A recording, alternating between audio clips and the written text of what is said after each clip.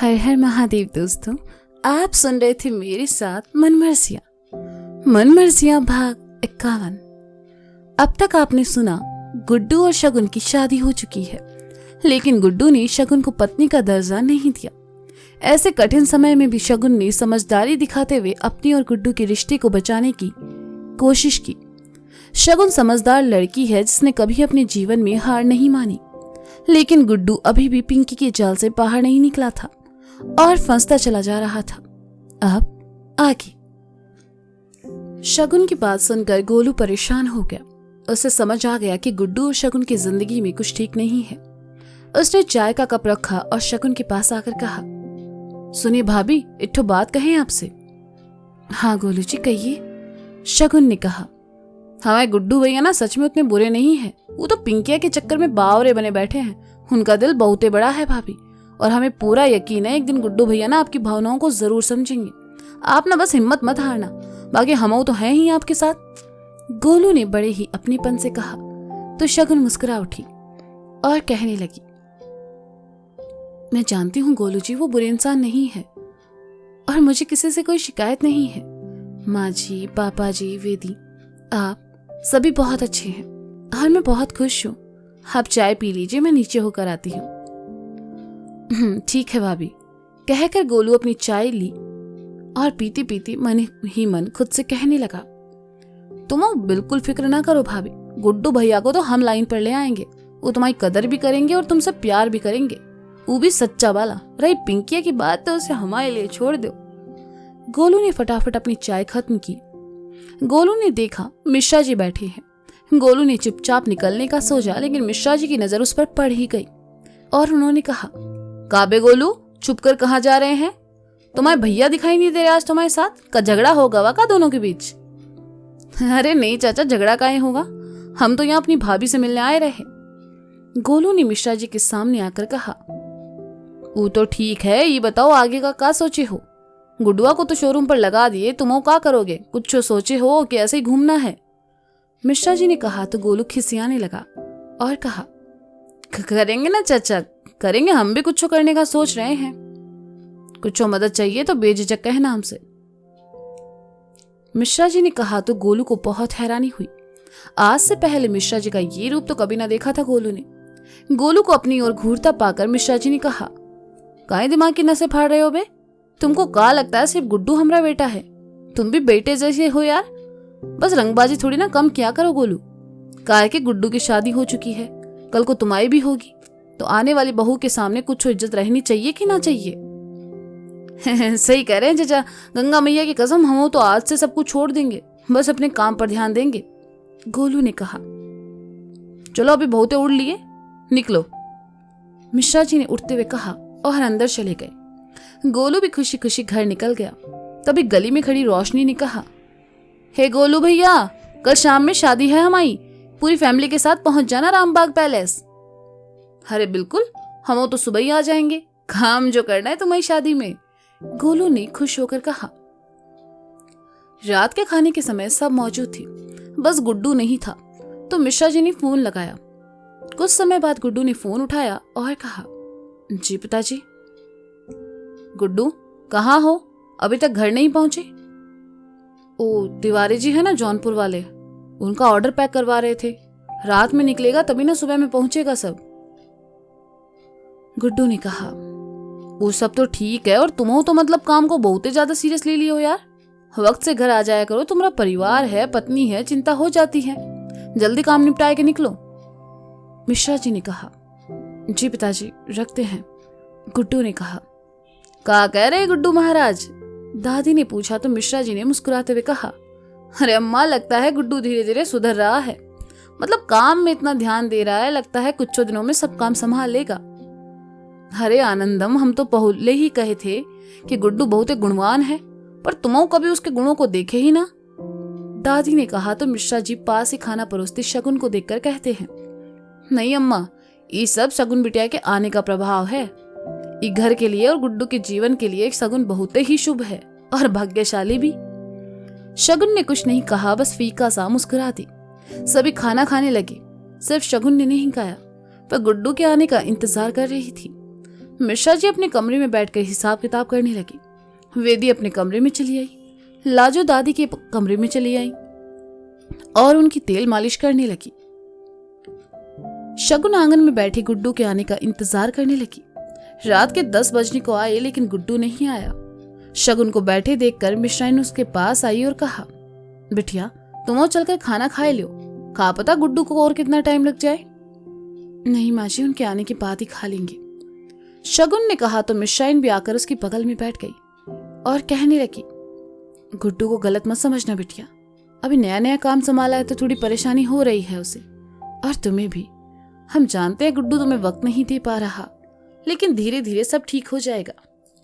शगुन ने मिश्राइन के हाथों को अपने हाथों में लिया और कहने लगी, माँ जी आप ऐसा क्यों सोच रही हैं कि मुझे गुड्डू जी का काम करना बुरा लगेगा? बिल्कुल नहीं, बल्कि मैं खुश हूं उनके लिए। रही बात वक्त की, तो अब सारी जिंदगी हमें साथ ही रहना है, हमें उनसे कोई शिकायत नहीं है। शगुन की बातें सुनकर मिश्राइन ने प्यार से अपना हाथ शगुन के सर पर रखा और कहा, भगवान तुम दोनों की जोड़ी सलामत रखे। हमारे गुड्डू को बस तुम ही बदल सकती हो। शगुन, और उसका ख्याल रखना, उसे इतना प्रेम देना कि वो कभी तुमसे दूर न जाए। दोनों सास बहू बैठकर अभी बातें कर ही रही थी कि तभी सामने से रोशनी हाथ में मेहंदी का कटोरा लिए आई और कहा, माफ करना चाची, हम तो एकदम से भूल ही गए, कल शादी है और सबको मेहंदी लगानी है। ई लो फटाफट लगाए लो।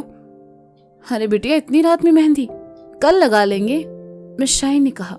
कहा चाची, कल तो शादी है हमारी, कल क्या करोगी मेहंदी लगा के? अब भी लगाओ, और अब तो सब काम भी हो चुका, लगा लो वरना हम सोचेंगे तुम खुश नहीं हो हमारी शादी से।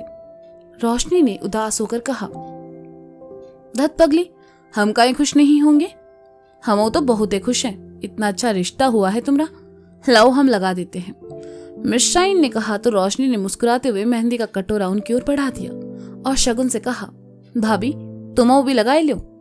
रोशनी वहां से चली गई। मिश्राइन ने शगुन की ओर देखा और कहा, आओ बैठो, तुम्हारे हाथों में मेहंदी हम लगा देते हैं।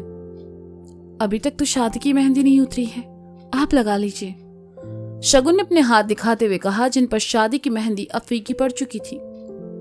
यहाँ आकर बैठो, नई नवेली बहुओं का ना मेहंदी रचाए रखनी चाहिए, मिश्राइन ने लगभग आदेश देते हुए कहा तो शगुन आकर उनके पास बैठ गई।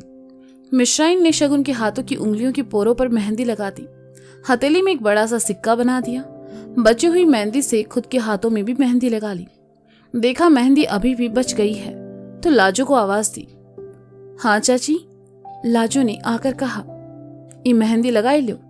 मिश्राइन ने कटोरे में पड़ी मेहंदी की ओर इशारा करके कहा, हम क्या करेंगे लगाकर, हमारी शादी थोड़ी है। लाजो ने कहा तो मिश्राइन ने उसे घूरा और कहा, जितना कहे हैं उतना करो, उठाओ और अंदर लेकर जाओ। लाजो चुपचाप मेहंदी लेकर चली गई। शगुन और मिश्राइन अपने हाथों की मेहंदी सुखाने लगी। कुछ ही देर बाद गुड्डू की बाइक की आवाज सुनाई थी। शगुन उठ खड़ी हुई। गुड्डू घर आ चुका था। घर का मेन गेट खुला था, इसलिए गुड्डू बाइक सीधे अंदर ले आया और हाथ मुंह धोने वॉश बेसिन की ओर चला गया। शगुन ने देखा हाथों में लगी मेहंदी अभी गीली थी। वह खाने की टेबल के पास चली आई। गुड्डू हाथ मुंह धोकर आया, देखा शगुन खड़ी है। उसने शगुन को एक नजर देखा और आंगन में बैठी मिश्राइन की ओर देखकर कहा, अम्मा खाना लगाई दो, हमारे हाथ में मेहंदी लगी है। मिश्राइन ने वहीं से जवाब दिया, तुम और लगाए दो। मजबूरी में गुड्डू ने शगुन से कहा तो शगुन ने दोनों हाथ गुड्डू के सामने कर दिए। उसके हाथों में भी मेहंदी लगी थी। देखकर गुड्डू ने लाजो को आवाज लगाई। गुड्डू की आवाज सुनकर लाजो बाहर आई और कहा, जी गुड्डू भैया खाना लगाए दो। गुड्डू ने बेचारगी से कहा, लेकिन आज गुड्डू की किस्मत खराब थी। लाजो ने भी अपने हाथ आगे कर दिए जिन पर मेहंदी लगी हुई थी। गुड्डू को अब खुन्नस होने लगी। उसने हाथ में पकड़ा तौलिया कुर्सी पर डाला और कहा, हमें खाना ही नहीं है। गुड्डू बिना खाए ही ऊपर चला गया। शगुन को अच्छा नहीं लग रहा था। मिश्राइन ने इस बात पर ध्यान नहीं दिया था कि गुड्डू ने खाना नहीं खाया। वह मस्त अपनी मेहंदी सुखाने में लगी थी। लाजो भी वापस दादी के कमरे में चली गई। शगुन किचन में आई और अपने हाथों पर लगी मेहंदी धो दी। हाथ पहुंचकर उसने प्लेट उठाई और उसमें गुड्डू के लिए खाना लगाया। जैसे ही रसोई से बाहर आई, लाजो की नजर शगुन पर पड़ी तो उसने कहा, अरे भाभी आपने अपनी मेहंदी। श्श, लाजो आगे कुछ बोल पाती इससे पहले ही शगुन ने उसे चुप रहने का इशारा किया और सीढ़ियों की ओर बढ़ गई। गुड्डू के लिए शगुन की परवाह देखकर लाजो मुस्कुराए बिना ना रह सकी। शगुन खाने की थाली लेकर जैसे ही कमरे में घुसी, सामने खड़े गुड्डू को देखकर अपनी आंखें बंद कर ली और वापस पलटते हुए कहा, आप दरवाजा बंद करके कपड़े नहीं बदल सकते क्या? हमारा कमरा है, हम कैसे भी रहें, तुमको पूछ कर आना चाहिए। गुड्डू ने जल्दी से हाथों में पकड़े अपनी टी शर्ट पहनते हुए कहा। शगुन ने देखा गुड्डू टी शर्ट पहन चुका है तो वह पलटी और खाने की प्लेट टेबल पर रखकर कहा, खाना लेकर आए हैं, खा लीजिए। तुम्हारे हाथों में मेहंदी लगी थी, धो काहे ली? गुड्डू ने शगुन के हाथों को देखकर कहा, मेहंदी से ज्यादा जरूरी आपकी भूख है, खा लीजिए। कहकर शगुन जाने लगी तो गुड्डू ने कहा, सुनो। शगुन पलटी और गुड्डू की तरफ देखा। गुड्डू का दिल धड़क उठा। उसने शगुन से नजरें चुराकर कहा, तुम खा ली का?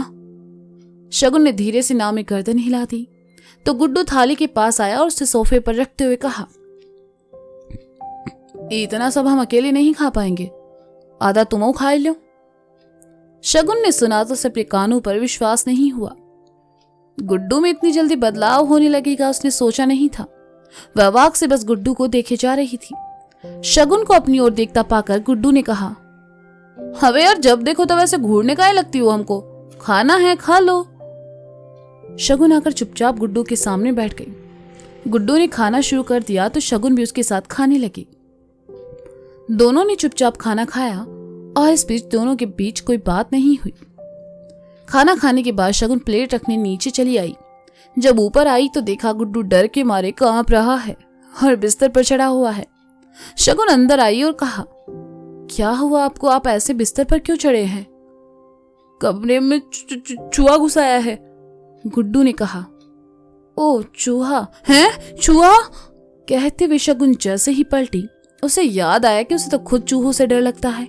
वह चिल्लाते हुए कमरे में यहाँ वहां भागने लगी, साथ ही साथ चूहा भी यहाँ वहां भागने लगा। गुड्डू की तो डर के मारे हालत खराब थी। शगुन को डरते देखकर गुड्डू ने उसकी ओर अपना हाथ बढ़ाया और शगुन भी गुड्डू के साथ बिस्तर पर चढ़ गई। चूहा अभी भी कमरे में यहाँ से वहां भाग रहा था और फिर एकदम से वह बिस्तर पर चला आया।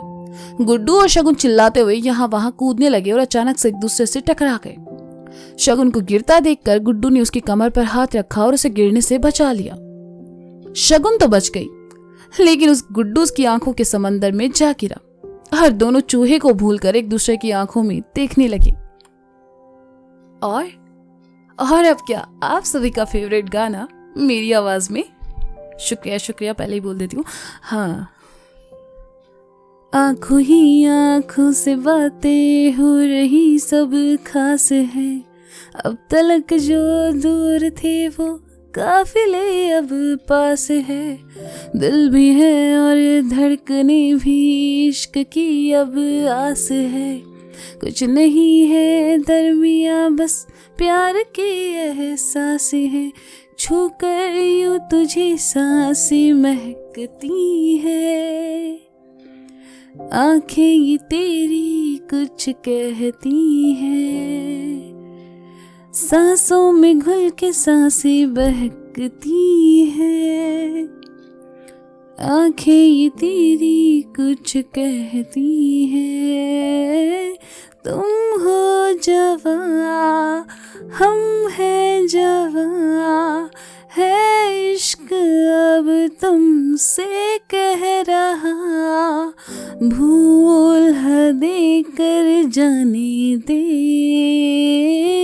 मन